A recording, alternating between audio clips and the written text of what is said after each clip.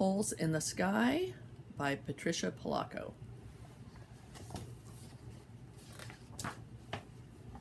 One night it was too hot to sleep in my grandmother's house, so we carried our blankets out to the yard, a custom my babushka brought from her village in Russia. Babushka, my brother, and I, all on the same blanket.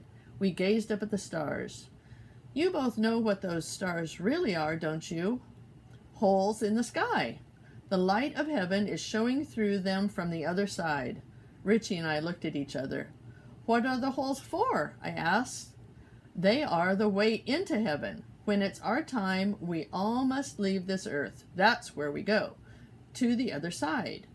What Richie and I didn't know was that it was almost Babushka's time. She was ill and had managed to keep this a secret from us. Soon I must go there, but I'll be watching over you both through those holes each and every night, she told us. I'll send you a sign so you'll know. It wasn't more than a month later that my beloved Babushka went through those holes. Even though she had tried to prepare us, I was devastated. There would never be another Babushka. Soon after, Grandpa sold our farm. He was going to live with Uncle George in Indiana. Mom got a teaching job way out in California, and we were moving there.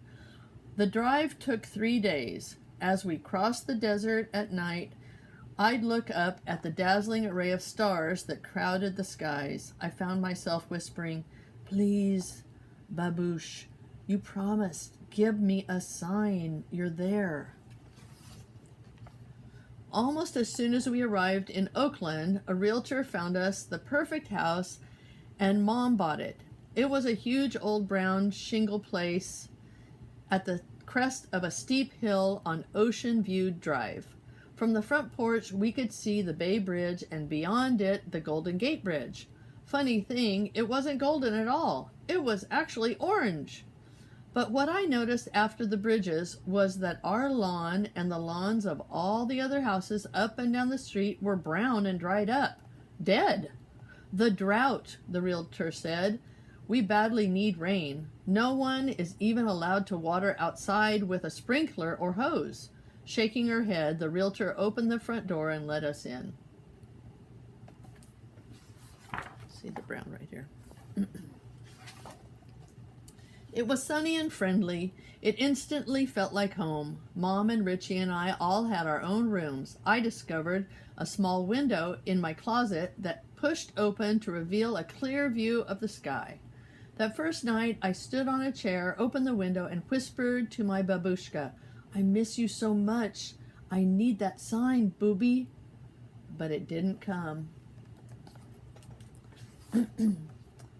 One day there was a loud knock at my front door. When I answered it, a boy was standing there with a paper basket full of freshly picked flowers. I wondered where they'd come from, with the drought and all. I had never seen anyone like him up close before. He had brown skin and curly black hair that framed his face. "Want to buy a May basket?" he asked through a toothy grin. I looked at him for a long time. "It ain't May," I said sternly. He completely ignored my observation. "The O'Learys used to live here. What have you guys done to the place? See for yourself," I snapped as I motioned him in. "Name's Stewart. Live right up the block," he chirped as he went from room to room. I was fascinated by him, so I just followed him and listened. When we got to the refrigerator and he had examined just about everything in it, he noticed the art table. "Hey, look! You have a ton of paper. We could make thousands of May baskets." He took a seat and grabbed a pair of scissors. I was so curious about him, I just sat down and started making May baskets too.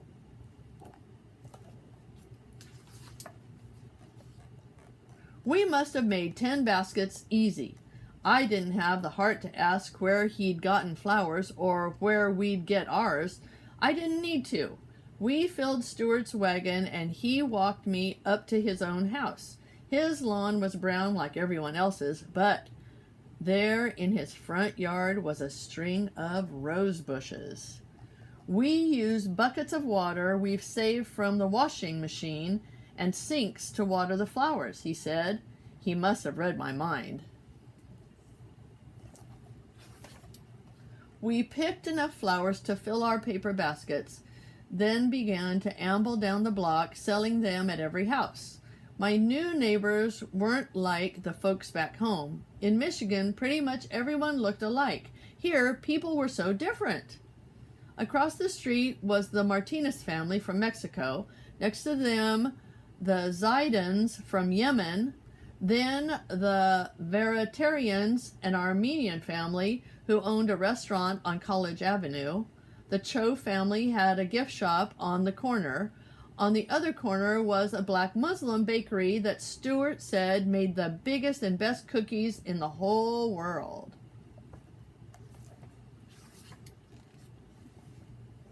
We'd sold almost all of the baskets and were making our way back to Ocean View when we passed a house that Stuart took me across the street to pass. The yard looked like a jungle, dark and buried in dusty brown vines and tall weeds. I almost didn't see the house. Old Lady Baki's house, he hissed. She's mean to all us kids. Calls the police when we play stickball in the street near her house. I saw the curtains part slightly and knew that the lady inside was watching us. We bought ice cream for a bunch of kids in the neighborhood with what we'd earned and finally called it a day, the best day ever. That night before bed, I looked up at the stars from my little window. "Babushka," I whispered, "I met the greatest kid today. You'd just love him." Then I sighed and watched the sky for a sign from her, but there was no sign. See the person right there? Stuart and I became best friends. I learned that he had 3 sisters and a younger brother, a mom and a dad who worked, and a grandmother, Miss Eula, who took care of the kids and the house, and whom everyone in the neighborhood just loved. I sure wanted to meet her. Then one day, Stuart came over and said his grandmother wanted to meet me. The moment we walked into her kitchen, it smelled like my bubby's kitchen, the air heavy with the aroma of freshly baked bread and the sweet scent of sugar cookies. Just as we rounded the corner, there she was, Eula May Walker, standing with her back to us, stirring a crock pot on a sturdy cast iron wood stove, just like my bubbies back home. "Grandmommy, she's here! The girl I've been telling you about," Stuart said. Miss Eula turned and looked right at me. "Grinnell?" she sang out. "My middle name," he whispered. "So this is that child," she cried. "This is her," Stuart announced, motioning toward me. "Well, baby dear," she said, "you come right over here and let me give you some sugar." Then she threw open her arms and I jumped into her hug. Her ample embrace wrapped completely around me and lifted me clean off the floor. I didn't ever want to let go. "Grinnell tells me that you two met because of flowers." I nodded and grinned at Stuart. "Did he tell you about my secret garden?" I gave Stuart a puzzled look. "It would give me pleasure to show it to you myself." She smiled as she led us out to the back porch, where we stepped into Miss Eula's glorious garden. Oh my gosh. It looked like something out of a storybook. Enormous rosebuds, cluttered with giant blooms, gave a wondrous perfume to the air around us. Resplendent bougainvilleas trailed completely around the fence. There were bird baths everywhere, full of fluttering sparrows splashing water as they drenched their little heads. The yard was alive with flitting butterflies and hummingbirds drinking from a cascading wisteria. I was breathless. On the back porch stood dozens of buckets. Miss Eula saw me looking. "That's how we keep these flowers healthy, by pouring gray water on them every day. Bath water, washing machine, and even dishwater." I could hardly take in all the beauty. You know, baby dears, there was another backyard garden on this block that was even more beautiful than this one. I could see Stuart already knew the answer. Verna Bakis, Miss Eula said. That mean old crab, Stuart mumbled. Her yard sure looks awful now, so full of dry weeds and brambles and vines you can barely see the house. Miss Eula thought for a moment. Verna was my best friend, still is really, but since her son Angelo died, she hasn't been the same. I didn't even know she had a son, Stuart blurted out. She and I planted our gardens at just about the same time. Miss Eula tugged at an unwanted weed that was intruding into her hostas. We helped each other. Her garden was magnificent, gorgeous. It looked like something out of Italy. A fountain, statues, and a lovely grape arbor with a huge friendly table under it where we feasted on her wonderful Italian cooking. She and her son Angelo spent hours and hours making it look as beautiful as it was. He was going to be a landscape gardener when he grew up. He was lost in a terrible accident. I expect seeing all of you children laughing and playing is a constant reminder that her child is gone. No wonder she's so mean, I whispered. She must be lonely. All of us thought for a time. Maybe if we do something really nice for her, she'll know that all of us care and that she's not alone, I said suddenly. Maybe we could clean up her yard and bring her garden back to life, Stuart offered. In this drought? That'd take a miracle. Oh, baby dears, Miss Eula said, miracles are everywhere. They're all around us just waiting to jump up. I caught my breath. My bubby used to say that exact same thing. I think, Grinnell, you have a wonderful idea. Wonderful, Miss Eula crowed. She slapped her chest and laughed from a deep, holy place inside. Let's see now, she said. Verna is going to visit her sister in Fresno in just a few days. She'll leave her house key with me, as always. Maybe that's the time to make this miracle happen. Sure enough, it was. By the time Miss Baki left for her sisters, Miss Eula had gotten everyone on the block to jump in and help bring Miss Baki's garden back to life. They started in the backyard. She knew where everything had once been, so she bustled from here to there, directing the neighbors where to slash, where to dig, and where to prune. Miss Eula was everywhere. And everyone worked their heads off. The McCalls, the Greers, the Heinleins, the Kodinskis, pulling dead weeds, culling shrubs, setting roses free from their tangled vines.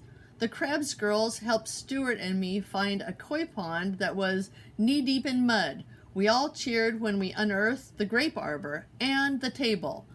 The Zidans hauled truckloads of debris and cuttings off to the dump. Oh, darlings, good work, Miss Eula cooed to each of us. It took 4 days to clean up. Now for transplanting the flowers and shrubs that everyone had donated. Miss Eula oversaw it all. She knew which plants needed sun, which needed shade, and which needed both. Oh, darling, she shouted out, now we have to water all of this. I couldn't even guess how, but she organized it on the spot. It wasn't long before the entire neighborhood started bringing water they could spare in buckets and jars and containers. It was a sight to see.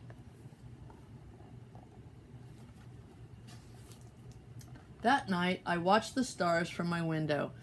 I felt like my bubby was closer than ever. I knew she'd be proud that I had worked so hard to make someone else happy. I was just sure the sign would come, but no sign came, not a spark nor a shimmer. It wasn't long with the neighbors watering those plants by the day before the bright green of tender new growth appeared on every single bush, plant, and shrub. Some of the fathers even repainted the red trim on Mrs. Baki's house. But when Mrs. Baki got home, no one heard from her, not even Miss Eula. Then, one overcast day, I was at Miss Eula's house when she got an urgent call from Mrs. Baki. Come with me, baby dears. Sounds like she needs us. When we arrived in Miss Bucky's backyard, she was kneeling in the middle of her courtyard under the grape arbor, sobbing. "You had no right, Eula, no right," she choked out. Stuart and I couldn't understand. "Eula, you know why I let the garden die, because Angelo did. It was his garden, and I couldn't bear to see it anymore." She sobbed even harder. Miss Eula knelt next to her. "But Verna, Angelo would want you to keep his garden. He loved it so. Wouldn't it be the perfect tribute to him?" But she didn't have a chance to answer because a second miracle jumped up. With all of us standing right there together, a light mist started to settle over the garden. Then fine droplets fell from the sky. "I couldn't believe it. It's rain, Grandmommy. It's rain," Stuart crowed. Miss Eula pulled Mrs. Bucky to her feet and took her hand. Then Miss Eula took mine, and I took Stuart's, and he took Mrs. Bucky's. And with rain pouring down now, we started to circle, the four of us together, with our faces to the sky. "Angelo's letting us know that he wants this garden, Verna, and he wants you to flourish in it," Miss Eula whispered softly. That day I found myself wondering why Mrs. Bucky got her sign from Angelo, but my bubby hadn't sent me mine. That night, Stuart and I were in Miss Eula's kitchen helping her wash up the dinner dishes. As Miss Eula and I stood at the sink, we peered out the window at the dazzling array of stars twinkling above us. "Look at them, will you, baby dear? Look how bright," Miss Eula whispered. I nodded as I gazed up at them. "Do you know what those really are?" she asked me. "Those are holes in the sky, the light of heavens shining through from the other side. All of those we love who have left us have moved through them and watch over us." I gasped. I hadn't even told Miss Eula that secret from my bubby. Was that the sign? Miss Eula hugged me close, then trundled over to her wood stove and reached for something on the shelf above it. A small bottle of vanilla. She opened it and dabbed some behind each ear. Then she did the same thing to me. "Now we both smell delicious, don't we, baby dear?" There it was, the sign from Bubby. It was in front of me all along, not in the sky alone, but in Miss Eula herself. From that time on, Miss Eula shared so many things with me. Her lap would always welcome me whenever I needed her comfort and wisdom. Her ample neck was a warm place to nestle. Her grace under fire, which seemed so effortless, touched everyone around her, including me. She wore her dignity like a queenly robe and jeweled crown, and she taught me that all things reach for the stars, even us. Oh, that was good.